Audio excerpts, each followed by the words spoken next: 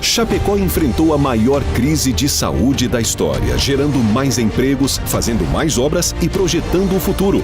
Isso só aconteceu porque, com coragem, iniciou a testagem em massa, o tratamento imediato e agora inova com o lockdown inverso. Esta é a Chapecó da propaganda oficial.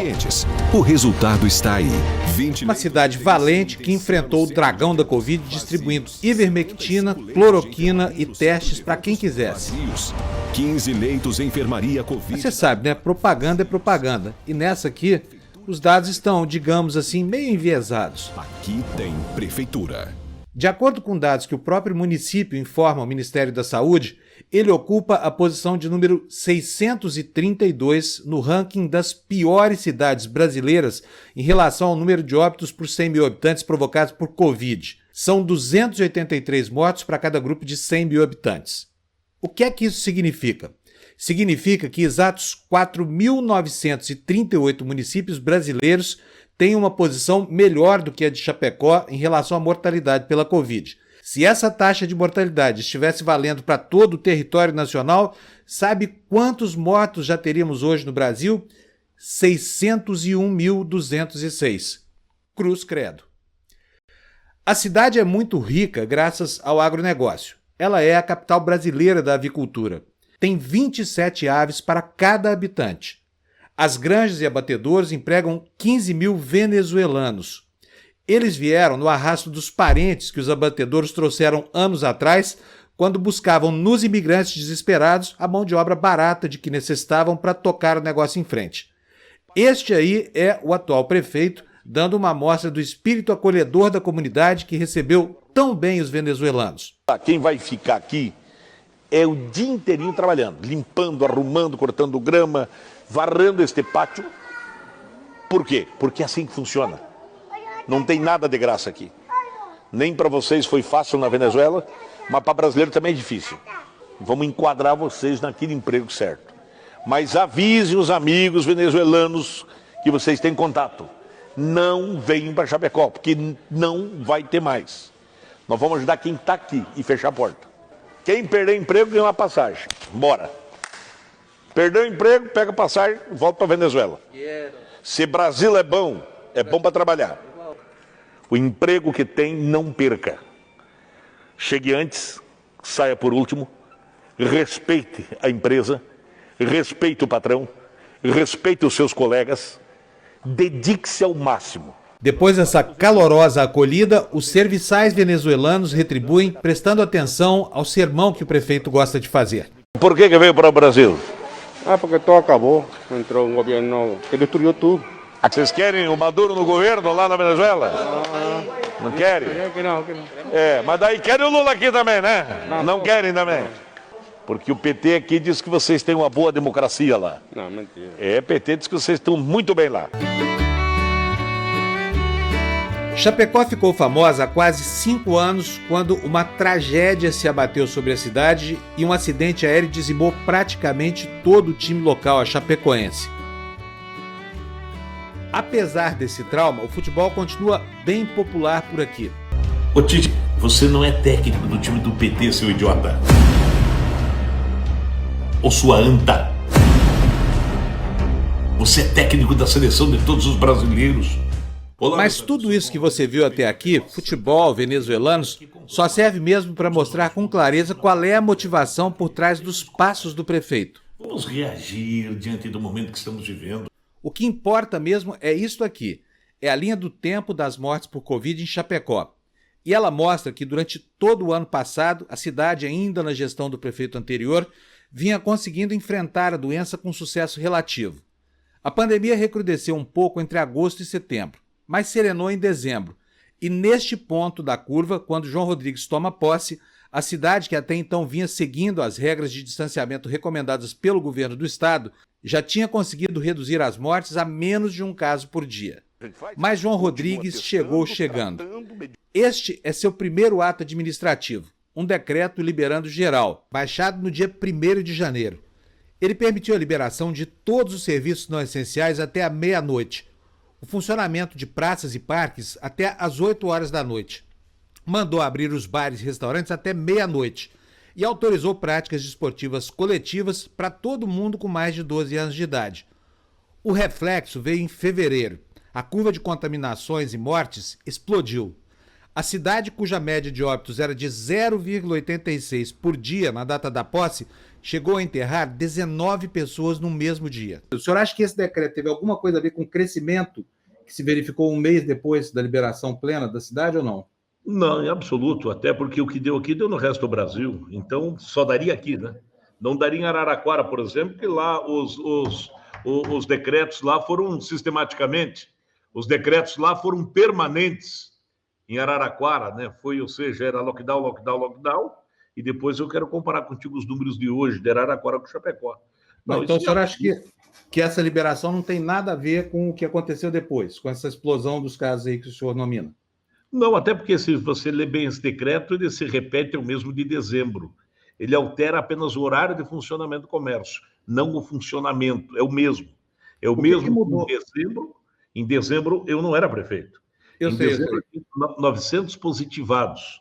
Então esse decreto alterou apenas o horário de funcionamento. Nós estendemos até as 24 horas, bares e restaurantes. No dia 11 de março, 70 dias depois da posse, com a cidade tomada pela Covid, João Rodrigues finalmente decidiu agir e baixou este outro decreto promovendo um lockdown local. Criou atendimento preferencial para idosos de manhã no comércio, proibiu bebidas alcoólicas nas calçadas, jogos de futebol profissional e, supremo pecado para um bolsonarista raiz, baixou um toque de recolher entre meia-noite e 5 da manhã. Talvez por isso o prefeito João Rodrigues não se sinta muito à vontade para falar sobre o seu lockdown particular, que inclusive durou 15 dias, 5 a mais do que o de Araraquara. Por que o senhor baixou essas medidas de restrição e qual a importância dessas medidas no que aconteceu depois, que foi a redução da curva? Chapecó, nós não fizemos lockdown, nós paramos parcialmente o funcionamento do horário do comércio. Por quê? Naquele exato momento, Chapecó não tinha estruturas, não tinha UTIs. Mas qual foi a importância do isolamento imposto pelo decreto, já que a natureza do funcionamento do comércio, principalmente, mudou muito, na composição do quadro seguinte, ou seja, na redução da curva? O senhor acha que teve importância? Eu acho que ela não foi significativa, não, por uma razão muito simples. Eu não posso dizer que uma loja que tem 3 funcionários e 5 clientes durante o dia seja o ponto do contágio.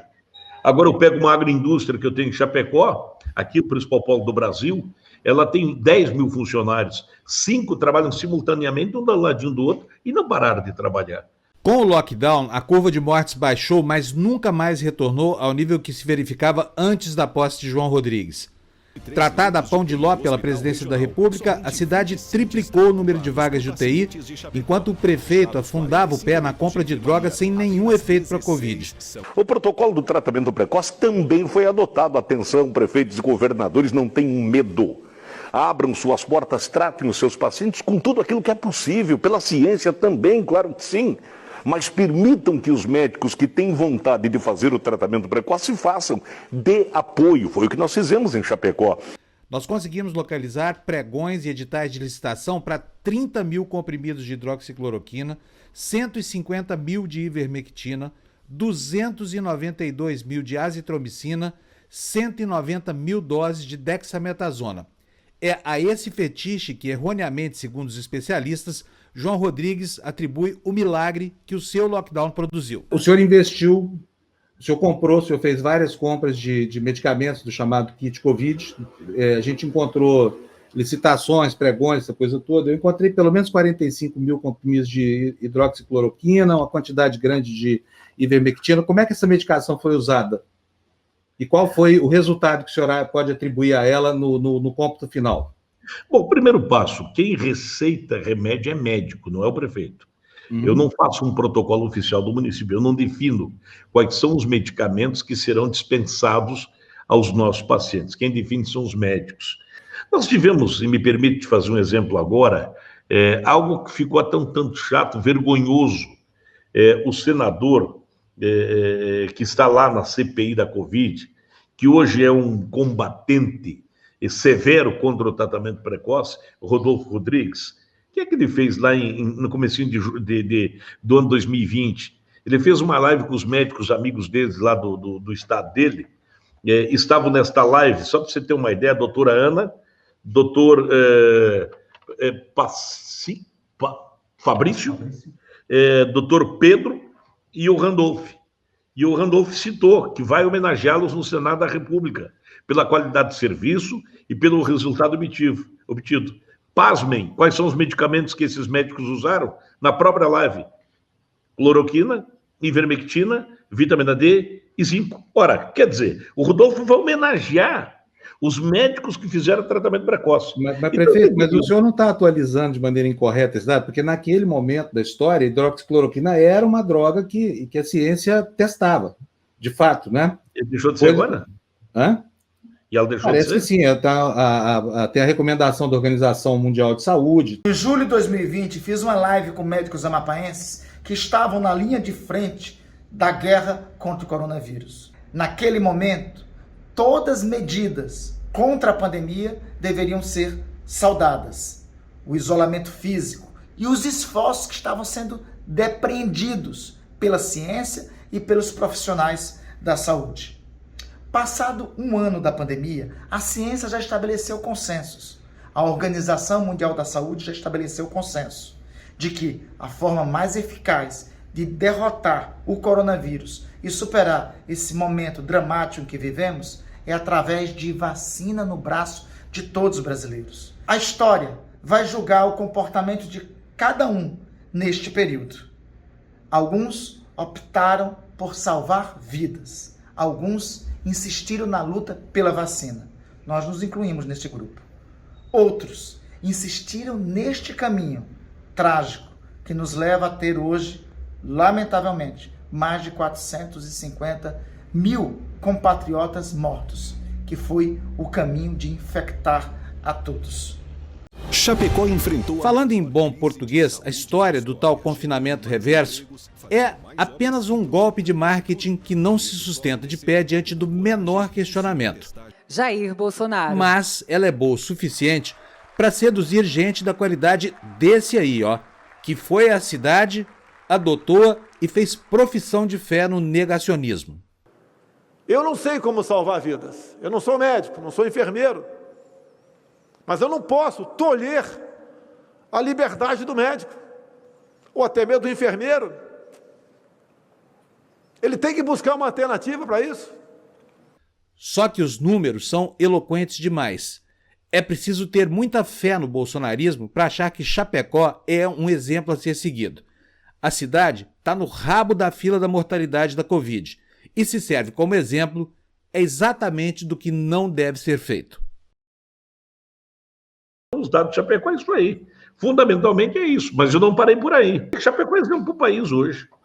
Agora, o senhor falou Araraquara, eu olhei aqui na tabela do Ministério da Saúde, a situação de Araraquara, inclusive, é muito melhor do que a situação de Chapecó. Mas que cálculo tu está fazendo? Teu cálculo está equivocado. Não, senhor, não é o cálculo do Ministério da Saúde.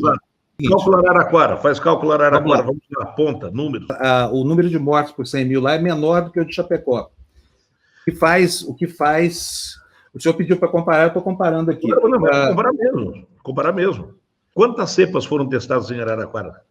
Aqui são 3. Eu não estou defendendo Araraquara, eu não sou advogado. Não, aí eu instalei por conta da prefeitura mais 20 leitos de UTI intensiva e mais 75 leitos de enfermaria.